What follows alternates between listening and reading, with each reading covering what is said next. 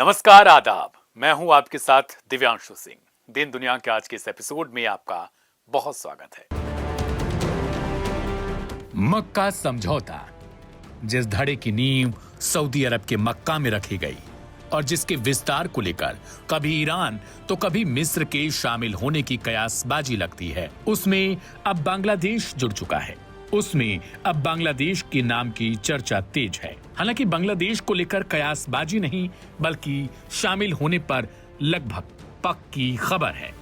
7 अगस्त 2026 को सऊदी अरब, तुर्की और पाकिस्तान के बीच हुए इस त्रिपक्षीय सैन्य समझौते ने पूरे दक्षिण एशिया से लेकर मिडिल ईस्ट तक खलबली पैदा कर दी थी। दावा है कि यह समझौता बिल्कुल नाटो के आर्टिकल 5 की तरह काम करता है, यानी 3 में से किसी एक भी देश पर हमला तो तीनों पर हमला माना जाएगा। अब खबर है कि बांग्लादेश भी इस मुस्लिम नाटो का चौथा स्तंभ बनने की चाहत रखता है। बांग्लादेश के विदेश मंत्री खलीलुर रहमान ने संसद में औपचारिक ऐलान कर दिया कि अगर मक्का समझौते के सदस्य देश ढाका को न्योता देते हैं तो बांग्लादेश इस सुरक्षा गठबंधन में शामिल होने के लिए पूरी तरह तैयार है। लेकिन इस पूरे घटनाक्रम में दो तस्वीरें उभरती हैं। एक तरफ ईरान का स्वाभिमानी रुख तो दूसरी तरफ बांग्लादेश का अपने इतिहास से यू टर्न। आखिर यह गठबंधन भारत और दक्षिण एशिया की सुरक्षा के लिए कितना बड़ा खतरा है? मक्का समझौते को लेकर अगर हम मुस्लिम दुनिया के दो बड़े किरदारों की तुलना करें तो परिस्थितियां बिल्कुल उलट दिखाई देती हैं। एक तरफ तेहरान है, ईरान ऐसे किसी भी गठबंधन का हिस्सा आंख मूंद कर बनने से साफ इनकार कर चुका है। ईरान के सुप्रीम लीडर के वरिष्ठ सलाहकार मोहसिन रिजाई ने पहले ही साफ कर दिया कि ईरान किसी ऐसे गठबंधन का हिस्सा नहीं बन सकता जहां उसे केवल एक आम सदस्य की तरह शामिल किया जाए और जिसके लक्ष्य का कोई ठिकाना ना हो। तेहरान ने साफ शर्त रखी थी कि ईरान किसी समझौते में शामिल होगा तो केवल को फाउंडर के तौर पर, यानी नीतियां बनाने की बराबरी की ताकत के साथ। लेकिन बांग्लादेश के मामले में परिस्थितियां उलट दिखाई देती हैं। ढाका बिना किसी पूर्व शर्त के सिर्फ एक निमंत्रण के इंतजार में इस गठबंधन की गोद में बैठने को बेताब नजर आ रहा है। बांग्लादेश के विदेश मंत्री खलीलुर रहमान ने संसद में निर्दलीय सांसद रूमीन फरहाना के सवाल का जवाब देते हुए इसे मुस्लिम परिवार का अंदरूनी मामला करार दे दिया। उन्होंने खुलेआम कहा कि यह मुस्लिम समुदाय की अपनी सुरक्षा के लिए उठाया गया कदम है और इसमें किसी तीसरे देश को चिंता करने की जरूरत नहीं है। एक्सपर्ट्स मानते हैं कि मक्का समझौते की तरफ बढ़ता बांग्लादेश का यह कदम उसकी दशकों पुरानी बुनियादी विदेश नीति पर एक बड़ा यू टर्न है। वे कहते हैं कि 1971 का वह इतिहास जब भारत ने अपनी सेना के पराक्रम और अपने वीर जवानों की शहादत के दम पर पाकिस्तान के खूनी शिकंजे से बांग्लादेश को आजाद कराया था। जब पाकिस्तान से अलग होकर बांग्लादेश नक्शे पर आया तब उसकी फिलॉसफी थी कि वह एक सेकुलर, डेमोक्रेटिक और सोशलिस्ट राष्ट्र बनेगा। लेकिन शेख हसीना की सरकार गिरने के बाद ढाका की गद्दी पर सत्ता बदलते ही बांग्लादेश की वह सेकुलर बुनियाद हिल गई। व्यावहारिक तौर पर अब वहां उग्र इस्लामिक पहचान साफ झलकने लगी है।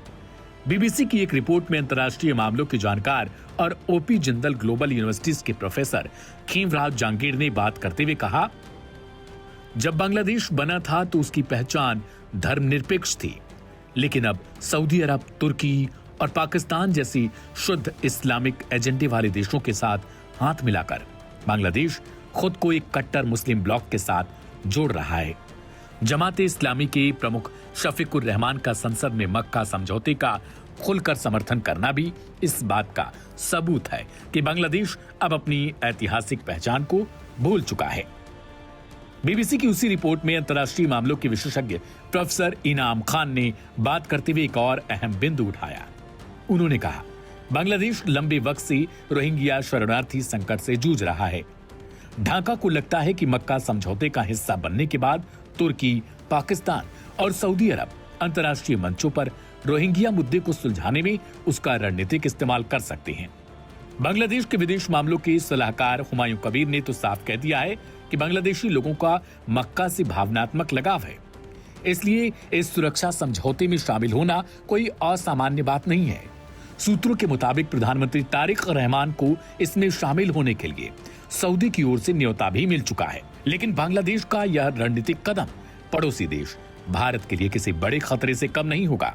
बीबीसी की रिपोर्ट में शोधकर्ता और एक्सपर्ट अल्ताफ परवेज ने बात करते हुए चेतावनी दी कि अगर बांग्लादेश इस सैन्य गठबंधन का हिस्सा बनता है तो दक्षिण एशिया का पूरा शक्ति संतुलन बिगड़ जाएगा। भारत के पूर्व में एक नया और संभावित रूप से अविश्वासी सैन्य ढांचा खड़ा हो जाएगा। परवेज के मुताबिक भारत खुद को असुरक्षित महसूस करते हुए अपनी सीमाओं पर चौकसी बढ़ाएगा और इसराइल के साथ अपने रक्षा सहयोग को और ज्यादा मजबूत कर सकता है। इसका सीधा असर भी होगा दक्षिण एशिया में परोक्ष युद्ध और तनाव का एक नया दौर शुरू हो सकता है।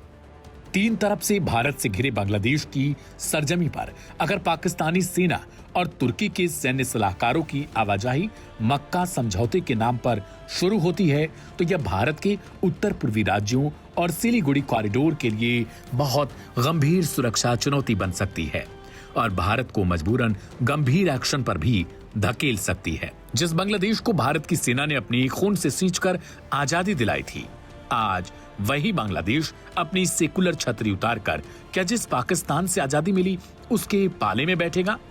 क्या ईरान ने जो स्वाभिमान चुनते हुए मक्का समझौते की शर्तों को ठुकराया था, अब बांग्लादेश ने अपनी संप्रभुता और सुरक्षा को एक नए इस्लामिक मिलिट्री ब्लॉक के हवाले करने का मन बना लिया है? दक्षिण एशिया में यह नया गठबंधन शांति लाएगा या भारत की सीमाओं पर तनाव की नए शोले भड़काएगा?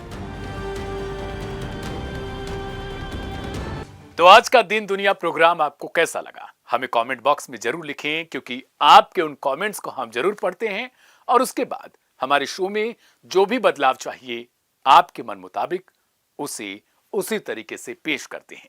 आज के लिए बस इतना ही। मेरा नाम है दिव्यांशु सिंह। मिलेंगे कल रात 9 बजे दिन दुनिया के इसी एपिसोड में। नमस्ते, शुक्रिया, शुभ रात्रि।